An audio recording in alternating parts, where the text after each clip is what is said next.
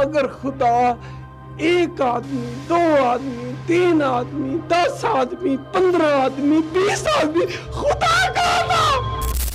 22 नवंबर 1999 लाहौर में जंग समाचार के संपादक खावर नईम हाशमी को एक लेटर मिलता है। जब खावर उस लेटर को खोलते हैं तो उस लेटर में से बहुत सारे फोटोज ताश के पत्तों की तरह जमीन पर बिखर जाते हैं। शुरुआत में तो खावर को ये सब कुछ नॉर्मल लगा, लेकिन जैसे ही खावर उस लेटर को पढ़ते हैं तो वो अपने आप कपकपाने लगते हैं।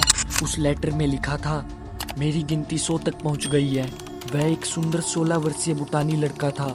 वह पेशावर से आया था। भगवान की कृपा से मेरा मिशन पूरा हो गया है। मेरे गालों पर आंसू बह रहे हैं। मैं यह सुनिश्चित करूंगा कि मेरा मिशन और मेरा संदेश पूरी दुनिया तक पहुंचे। आखिर क्या था ये सब? वो तस्वीरें क्या थी?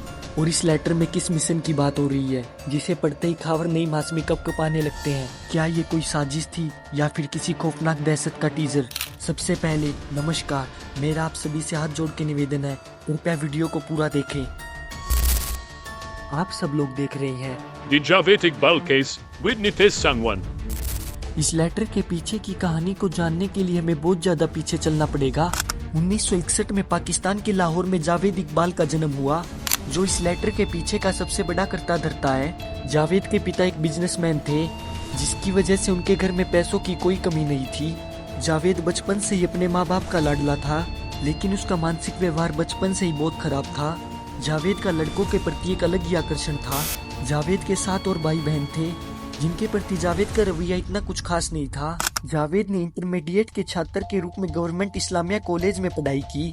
इस दौरान जावेद का बच्चों के प्रति आकर्षण बहुत ज्यादा बढ़ने लगा, जिसके बाद 1990 में जावेद ने एक लड़के को अपने पास बुलाया और उस बच्चे के साथ सेक्सुअल हैरेसमेंट करने लगा। जिसके बाद उस बच्चे ने इस बात की खबर पुलिस वालों को दी। पुलिस ने जावेद को गिरफ्तार कर लिया और जावेद के साथ साथ उसके पिता और बड़े भाई को भी गिरफ्तार किया और जावेद को 6 महीने तक जेल में रखा और उसे बहुत ज्यादा मारा गया, जिससे जावेद के परिवार की बहुत ज्यादा बदनामी हुई। पूरे मोहल्ले में जावेद के परिवार को अपमान सहना पड़ा। जावेद का लड़कों के प्रति आकर्षण और उसकी मानसिकता को देखते हुए जावेद के पिता ने उसकी शादी की।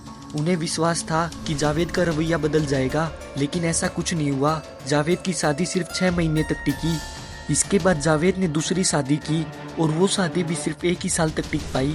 इसके बाद जावेद का लड़कों के प्रति आकर्षण और ज्यादा बढ़ने लगा, जिसके बाद जावेद ने एक वीडियो गेम शॉप खोली। उसकी शॉप में बहुत सारे बच्चे गेम्स खेलने आने लगे, लेकिन जावेद का मंसूबा कुछ और था। वो दुकान में जमीन पर एक 100 का नोट गिरा देता और इस आस में रहता कि कोई ना कोई बच्चा इस नोट को उठाएगा, जिसके बाद वो सभी बच्चों की तलाशी लेगा। और ऐसा ही होता था।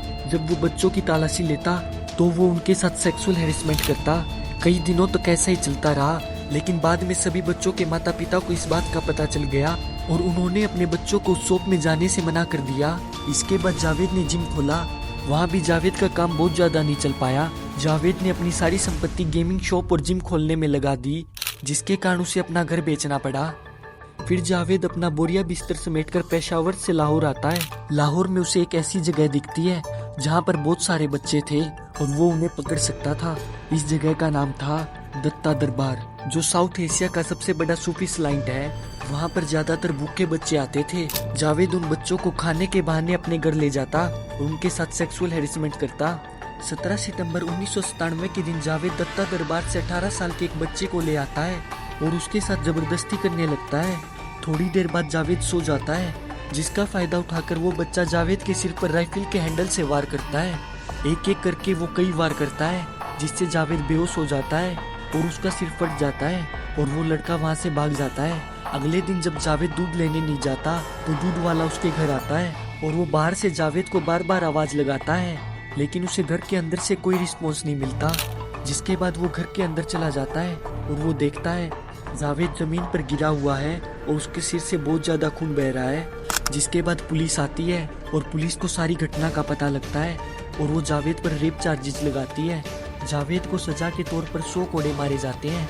सिर फटने और 100 कोड़े लगने की वजह से जावेद जख्मी हो जाता है, जिसके बाद उसे हॉस्पिटल ले जाया जाता है। जावेद 22 दिन तक कोमा में रहता है। उसे उसके परिवार की तरफ से कोई मदद नहीं मिलती। 22 दिन का मेडिकल खर्चा भी बहुत ज्यादा होता है। उसकी फैमिली ने मेडिकल बिल्स देने से इनकार कर दिया। जावेद की माँ ही थी जो उसके लिए आंसू बहाती थी और उन 22 दिनों जब जावेद कोमा में था उसकी माँ ने उसका ख्याल रखा। जिसके बाद उसकी माँ की मानसिक स्थिति खराब होने लगी और कुछ समय के बाद जावेद की माँ मर जाती है। इससे जावेद बहुत ज्यादा दुखी होता है और वो अपनी डायरी में लिखता है, मुझे इतना ज्यादा मारा गया, मेरा सिर कुचला गया, मैं 22 दिनों तक कोमा में रहा। मेरा ये दुख देखकर मेरी माँ की आंखों से बहुत ज्यादा आंसू बहे और वो चल बसी। मैं उन 100 कोड़ों का बदला 100 माओं को रुला कर लूंगा, यानी कि 1 कोड़ा 1 खून और 100 कोड़े 100 खून। जावेद की मानसिकता पूरी तरह से हिल गई। 20 जून 1999 को जावेद ने पहले बच्चे को शिकार बनाया। ये एक 14 साल का लड़का था जिसका नाम यासीर था और वो हाफिजाबाद से आया था। जावेद ने पहले इस लड़के का रेप किया और उसके बाद चैन से इसका गला घोट दिया। उसके बाद सबूत मिटाने के लिए उसे एसिड की टंकी में घोल दिया। ऐसे करते करते जावेद ने अपना दूसरा मर्डर 26 जून को किया और 13 नवंबर तक सिर्फ 147 दिन के भीतर 100 बच्चों को मार दिया। जावेद ने सबसे पहले इन बच्चों की फोटो ली और उन्हें नए कपड़े पहनाए।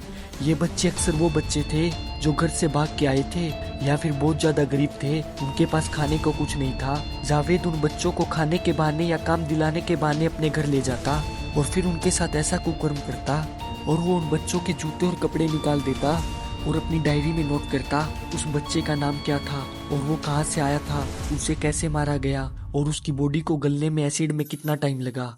लेकिन हैरान करने की बात यह है, इतना सब कुछ होने के बाद भी किसी को कुछ पता नहीं चला।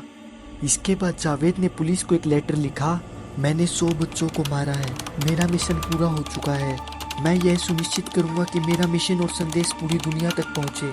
और इस लेटर के अंत में एक पता लिखा था, 16B रावी रोड। जिसके बाद डीएसपी तरक कैम्बो सिपाहियों को अपने साथ लेकर लेटर पर लिखे गए पते पर जाते हैं। जब वो दरवाजे पर नॉक करते हैं तो जावेद बाहर आता है, लेकिन जैसे ही पुलिस जावेद से पूछताछ करने लगती है तो जावेद उनसे कहता है कि मैं खुदकुशी कर लूंगा वरना तुम यहाँ से चले जाओ। जिसके बाद पुलिस सोचती है ये कोई पागल है और पुलिस बिना कोई छानबीन किए वहाँ से चली जाती है। जावेद ने सोचा था कि ऐसा करने पर पूरी दुनिया के अखबारों में उसका नाम आएगा, लेकिन ऐसा कुछ नहीं होता। जिसके बाद जावेद 22 नवंबर 1999 को एक और चिट्ठी लिखता है जंग न्यूज़पेपर के संपादक को। इस चिट्ठी में लिखा था, आज मेरे 100 बच्चों के कत्ल का हदक पूरा होता है। मैं सभी बच्चों की तस्वीरें, उनका नाम व पता आपके पास भेज रहा हूँ। मैं चाहता हूँ कि आप अपने अखबार के जरिए इस बारे में पूरी दुनिया को बताएं कि मैंने क्या किया। मैं अपनी 32 पन्नों की डायरी दे रहा हूँ, वो मेरे 100 कत्लों का गवाह है। आप मेरे घर जाओ जो 16B नंबर गली में है, आपको वहाँ सारे सबूत मिलेंगे और आप जब तक वहाँ पहुँचेंगे मैं रावी नदी के किनारे जाकर खुदकुशी कर चुका हूँगा। पूरे लाहौर में 100 मायों के रोने की आवाज़ होगी और अब मेरा बदला पूरा होता है। इस लेटर को पढ़ के खावर नईम हाशमी के दिमाग में 2 विचार आते हैं, या तो कोई जावेद को फंसाने की कोशिश कर रहा है या फिर जावेद ने ऐसा किया है। जिसके बाद खावर नईम हाशमी जावेद के बताए गए पते पर जाते हैं। जब खावर दरवाजा खोलते हैं तो जो उन्हें दिखता है उसे देख के उनका पूरा शरीर पसीने में भीग जाता है। सब कुछ वैसा का वैसा ही था जैसा जावेद ने बताया था। वहाँ पर 100 जोड़ी बच्चों के जूते व चप्पल थे और 100 जोड़ियाँ कपड़े की थी। दीवार पर अलग अलग जानकारियाँ लिखी गई थी। खावर को वहाँ पर एसिड का एक ड्रम मिलता है। जब वो उस ड्रम को खोलते हैं तो उनका हाथ जल जाता है। इसके बाद 3 दिसंबर 1999 को ये खबर पूरे समाचार पत्रों में फैल गई। पूरी दुनिया में इस बात को लेकर हाहाकार मच गया। पूरे लाहौर में माओ के रोने की आवाजें गूंज रही थी। सभी माँ बाप ने अपने बच्चों को घर से बाहर भेजना बंद कर दिया, मानो सबका दुनियादारी से विश्वास ही उठ गया हो। लाहौर की पूरी पुलिस जावेद को ढूंढने में लग गई। पुलिस ने जावेद के घर की पूरी इन्वेस्टिगेशन की। जब पुलिस ने उन मरे हुए बच्चों की इन्वेस्टिगेशन की तो उनमें से सिर्फ 57 बच्चों की आइडेंटिटी हुई। बाकी बचे बच्चों का शरीर पूरी तरह से एसिड में घुल चुका था, जिसके कारण उनकी आइडेंटिटी नहीं हो पाई। 27 दिसंबर 1999 ये वो दिन था जब जावेद अपने आप जंग न्यूज़पेपर के मुख्यालय आता है और इंटरव्यू देता है। इंटरव्यू के दौरान वो कहता है, ये मेरी माँ का बदला था। इसके बाद जंग न्यूज़पेपर वाले पुलिस को बुला लेते हैं। पुलिस वालों और फौजियों ने जंग न्यूज़पेपर के ऑफिस को चारों तरफ से घेर लिया और जावेद को पकड़कर जेल में डाल दिया। जिसके बाद जावेद पर कोर्ट में मुकदमा चलता है। शुरुआत में तो जावेद सरेंडर कर देता है और 18 फरवरी 2000 को जावेद को सजा सुनाई जाती है। जावेद के साथ उसके 3 और साथी थे, साजिद जिसे 686 साल की सजा सुनाई जाती है, नदीम जिसे 186 साल की सजा सुनाई जाती है और शब्बीर जो सिर्फ 13 साल का था, उसे 42 साल की सजा सुनाई जाती है। इसके बाद जब जावेद को अपनी मौत दिखने लगी तो वो कोर्ट में अपने आप को इनोसेंस प्रूव करवाने में लग गया। जावेद ने अपनी पहली स्टेटमेंट दी कि उसने ऐसा इसलिए किया ताकि सड़क पे रहने वाले बच्चों को टेंशन मिल सके और उन्हें अच्छा माहौल मिल सके। इसके कुछ दिनों बाद जावेद अपनी स्टेटमेंट को फिर से बदलता है और कहता है 20 लोगों ने उनके घर आकर उन बच्चों का कत्ल किया। वो अपने भाइयों पर भी इल्जाम लगाता है। फिर 9 मार्च 2000 को जावेद फिर से अपनी स्टेटमेंट बदलता है और कहता है किसी भी बच्चे का कत्ल नहीं हुआ, ये सिर्फ एक पब्लिसिटी स्टंट था। अल्बास रांझा ने जावेद की सारी अपीलें खारिज कर दी जो उस समय कोर्ट के जज थे। उन पर 100 माह का प्रेशर था, जिसके बाद अल्बास रांझा जावेद की सजा सुनाते हैं जो इतिहास में सबसे अनोखी सजा थी।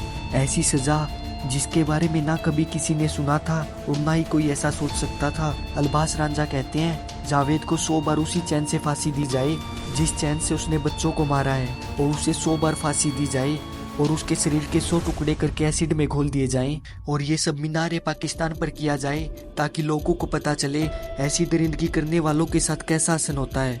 हालांकि ये सज़ा कभी पूरी नहीं हो पाई क्योंकि ये सज़ा ह्यूमैनिटी के खिलाफ थी और कई फॉरेन कंट्रीज भी इसके खिलाफ हो गई। 9 अक्टूबर 2001 को जेल में कुछ ऐसा होता है जिसने दुनिया को फिर से सोचने पर मजबूर कर दिया। जावेद फांसी के फंदे पर लटका हुआ मिलता है और उसका साथी साजिद भी। दोनों ने एक ही टाइम पे फांसी लगा ली। पुलिस ने इसे खुदकुशी बताया, लेकिन रिपोर्ट्स ने ऐसा बताया कि जावेद और साजिद के शरीर पर बहुत सारे मारपीट के निशान मिले हैं। दोनों ने एक ही टाइम पे आत्महत्या की थी, लेकिन आज तक ऐसा नहीं पता चल पाया कि उन्होंने खुदकुशी की थी या फिर किसी ने उन्हें मारा था। इसके अलावा उस रात पुलिस स्टेशन के रात के 10 से 2 बजे तक के CCTV कैमरा भी ऑफ थे। कोई इसे मर्डर कहता है तो कोई खुदकुशी। आप जावेद इकबाल के बारे में क्या कहना चाहेंगे कमेंट्स में बताना। और हाँ, आपसे हाथ जोड़ के निवेदन है, वीडियो को लाइक और चैनल को सब्सक्राइब करके इस वीडियो को ज़्यादा से ज़्यादा शेयर करें ताकि आपके भाई का हौसला बढ़े और मैं आपको क्राइम की दुनिया से अवगत कराता रहूं। मिलते हैं अगले संडे को एक और हैरत अंगेज केस के साथ। तब तक के लिए राम राम।